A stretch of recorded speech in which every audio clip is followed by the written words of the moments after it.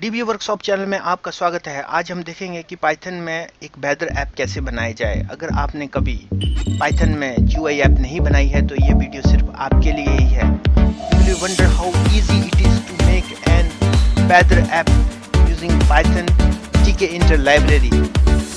Let's start. सबसे पहले हम ऐप को चला के देखेंगे। फर्स्ट ऑफ ऑल हमने ऐप को चलाया है। अगर हम शो वेदर पे क्लिक करेंगे तो ये ऐप हमें वेदर दिखाएगा। अगर हम शो फ्रीकास्ट पे क्लिक करेंगे तो ये ऐप हमें फ्रीकास्ट बता देगा। सबसे पहले हम इसका जीयूआई समझेंगे।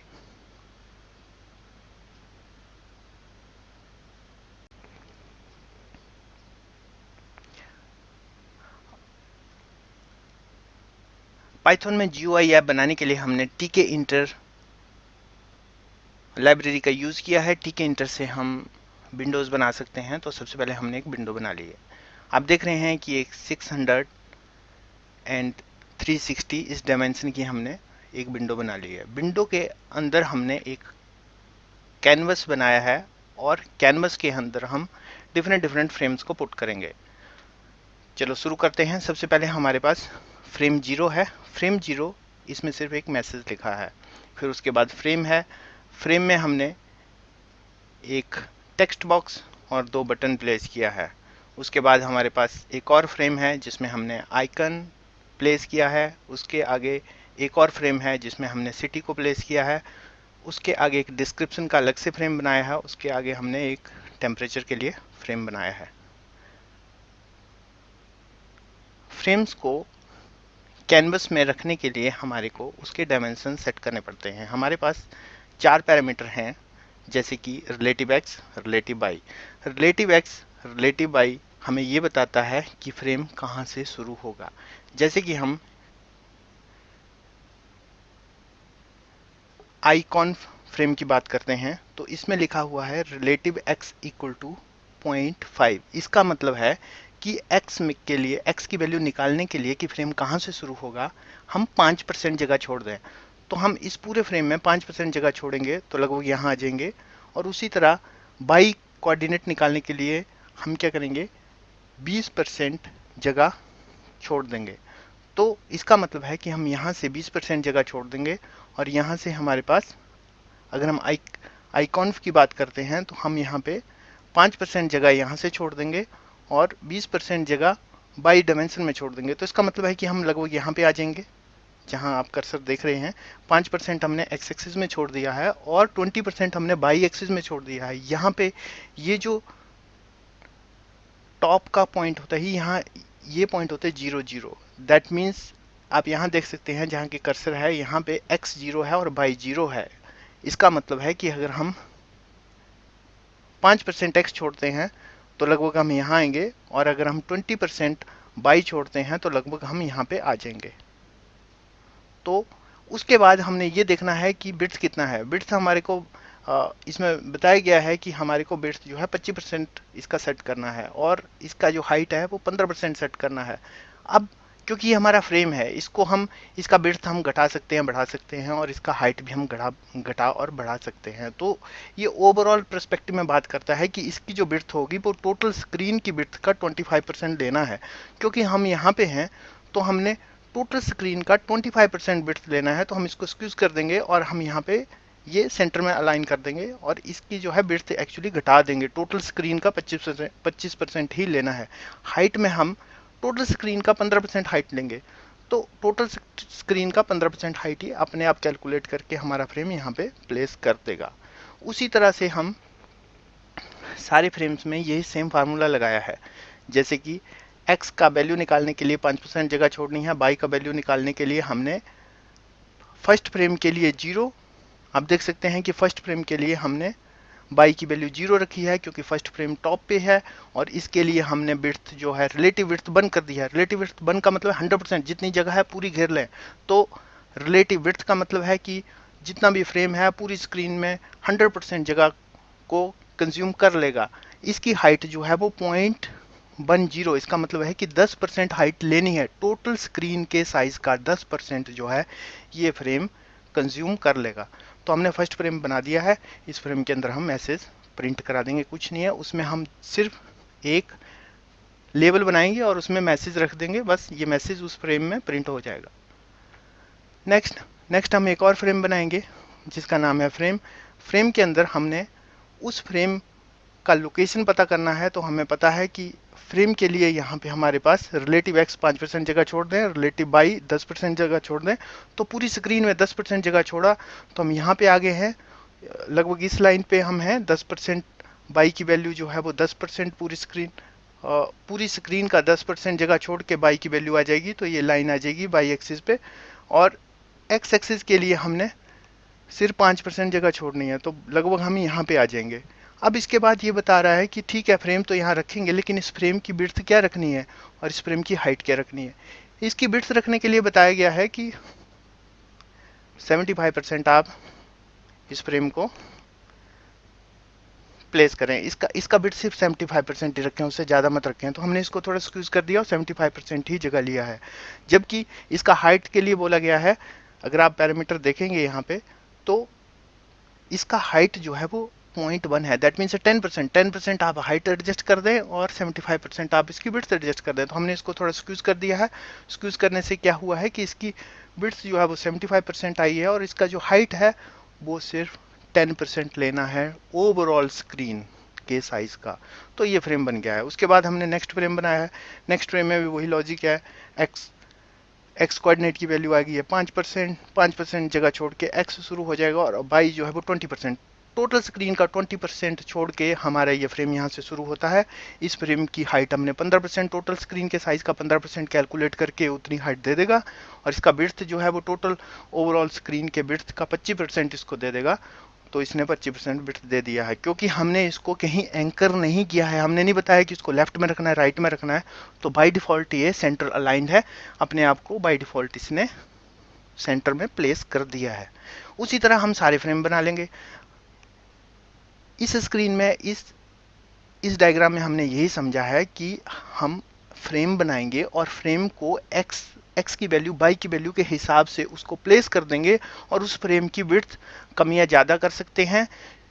और जो रिलेटिव एक्स है, रिलेटिव वाई, ये बताएगा कि आपके कोऑर्डिनेट कहाँ से शुरू हो रहे हैं। रिलेटिव विड्थ और रिलेटिव हाइट आपको ये बताएगा कि ओवरऑल जो भी आपके पास फ्रेम है उसकी विड्थ कितनी रखनी है, उसकी विड्थ कितने percent of total screen size रखनी है। इन पैरामीटर्स की वैल्यू 0 और 1 के बीच में है।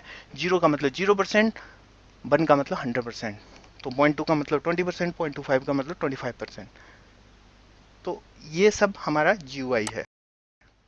चलो अभी प्रोग्राम देख लेते हैं। देखिए सबसे पहले हमने, ये हमारा मेन फंक्शन है। सबसे पहले हमने एक विंडो बना लिया है, रूट विंडो बनाया है। विंडो के अंदर अंदर हमने एक कैनवस बना दिया है। कैनवस में हमने उसका हाइट जो है वो 360 लिया है, उसका विड्थ जो है वो 600 लिया है। आप यहाँ डायग्राम से भी देख सकते हैं कि हमने यहाँ पे देखिए,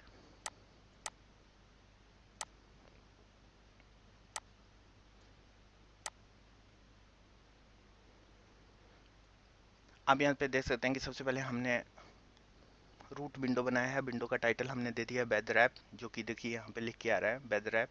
उसके बाद हमने कैनवस बनाया है। कैनवस जो है वो मतलब पूरे ही विंडो पे कैनवस बना दिया गया है।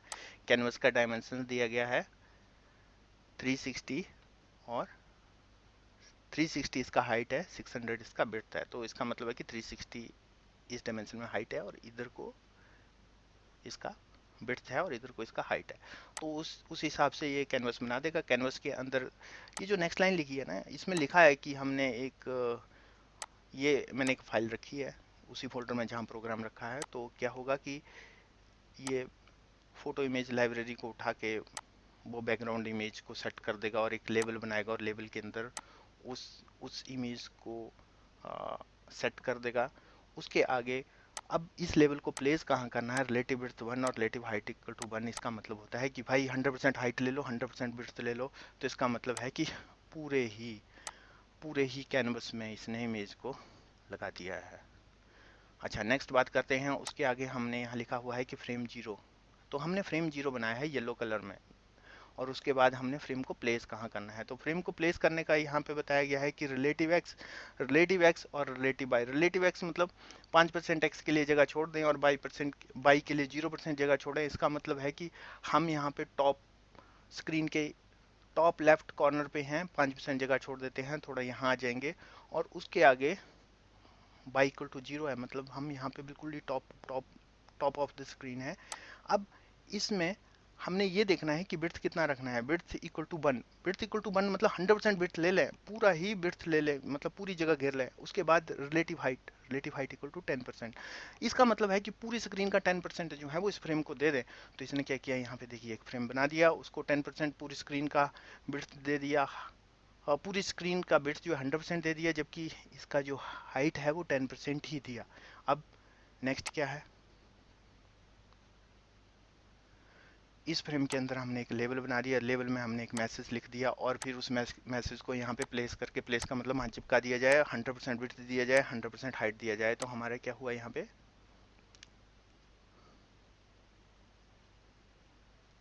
ये मैसेज लेबल जो है वो इस फ्रेम के अंदर लगा दिए है।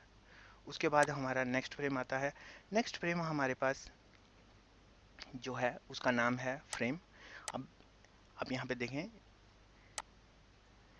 इस फ्रेम का कलर जो है वो हमने ग्रीन दिया है और फ्रेम के अंदर सबसे पहले हमने एक एंट्री का मतलब एक टेक्स्ट बॉक्स है, एंट्री बॉक्स बना दिया गया है। एंट्री बॉक्स में हमने उसका रिलेटिव बिट्स जो है वो 30% और हाइट जो है वो 1%। तो मतलब इस फ्रेम के अंदर जब हम ये तीन चीज़ें रख रहे हैं, इस फ्रेम के अंदर हम एक टेक्स्ट बॉक्स रख रहे हैं, 2 बटन रख रहे हैं। अब इन इन बटन्स की, इन एंट्री बॉक्स की हाइट और डायमेंशंस कैसे कैलकुलेट करेगा, सेम कंसेप्ट है। उसकी बिड्थ जो है ये बताता जाएगा कि 30% आप जगह घेर लें, रिलेटिव एक्स आप 30% एक्स की जगह छोड़ के आप इसका रिलेटिव हाइट और बिड्थ एडजस्ट कर लें। तो उसके हिसाब से हमने यहाँ पे एंट्री टेक्स्ट बॉक्स और 2 बटन को प्लेस कर दिया है। रिलेटिव एक्स रिलेटिव वाई जो है वो उसके एक्स एक्सिस और बाई एक्सिस कोऑर्डिनेट बताएगा, और रिलेटिव हाइट और रिलेटिव बिड्थ उसका उस फ्रेम के अंदर कितने परसेंट, कितना बिड्थ रखना है, कितना हाइट रखना है, उसके हिसाब से हमने सेट करना है। ठीक है। अब उसके बाद हमारे पास यहाँ पे आ जाता है नेक्स्ट फ्रेम। ये फ्रेम जो है हमारे पास, इस फ्रेम के अपने जैसे डायमेंशंस हमने बता दिए हैं।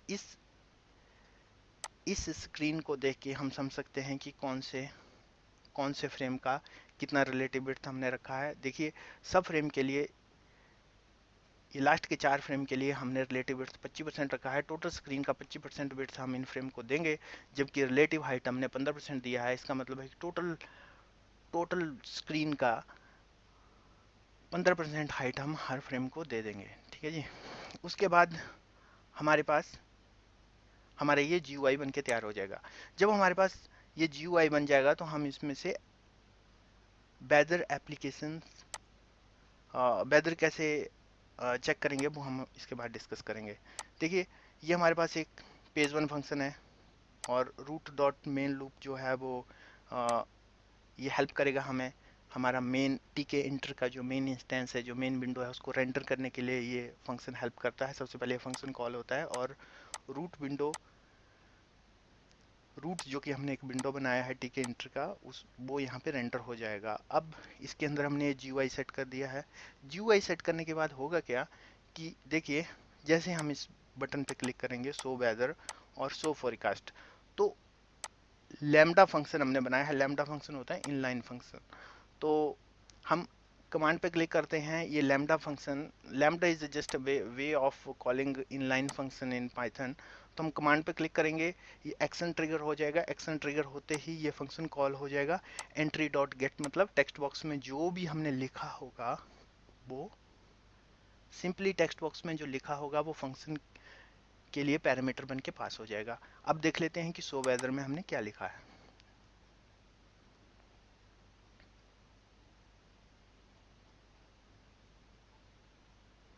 देखिए, शो वेदर में हमने एक URL सेट किया है और उसके बाद हमने कुछ और फंक्शन कॉल किया है। सबसे पहले ये देख लेते हैं कि URL है क्या।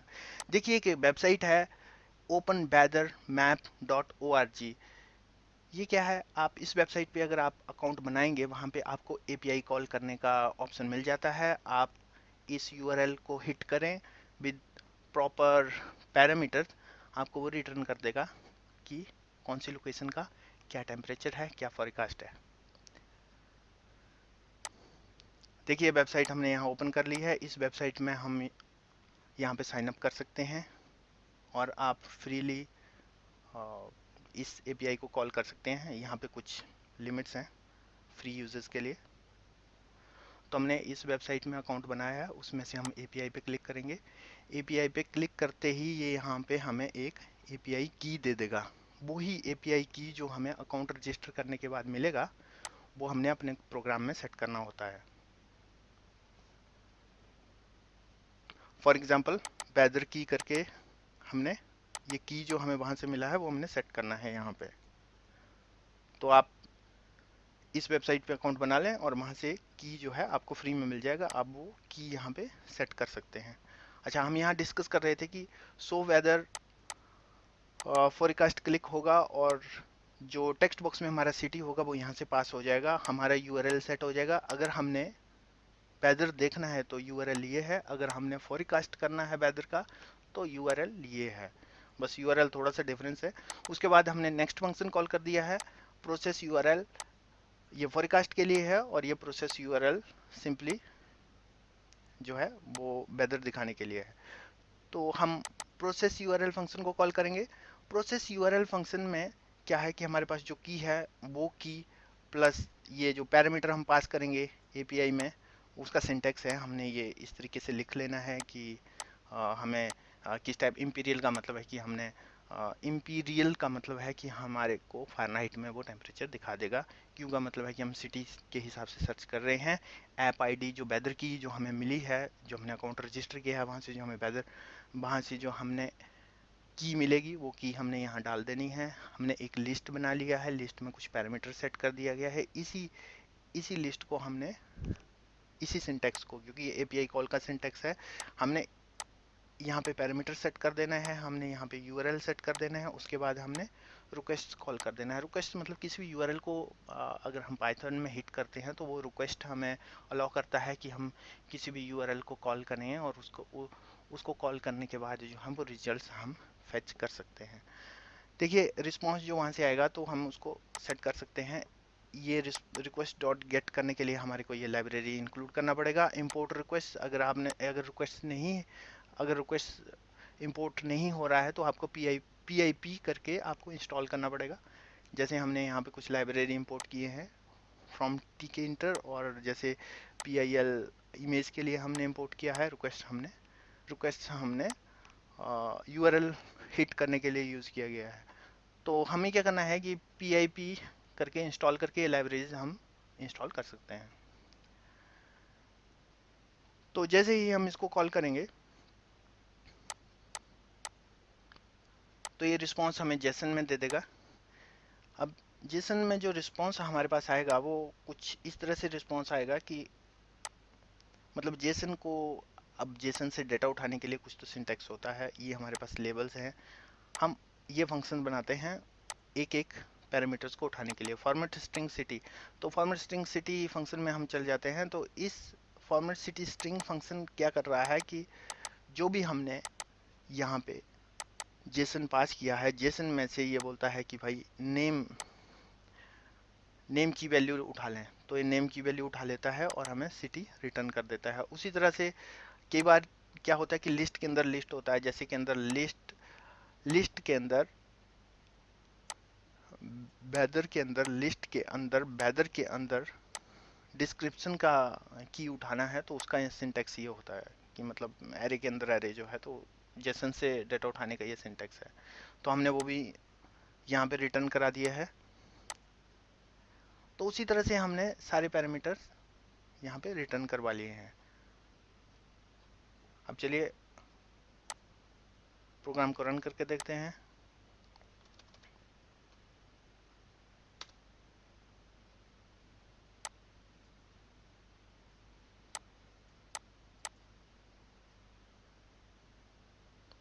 जैसे हम शो वेदर पे क्लिक करते हैं तो ये जेसन रिटर्न करता है, हम उस जेसन में से डेटा उठाते हैं और यहाँ दिखा देते हैं। अगर हम फोरकास्ट पे क्लिक करते हैं तो ये फोरकास्ट का डेटा हमें दिखा देता है।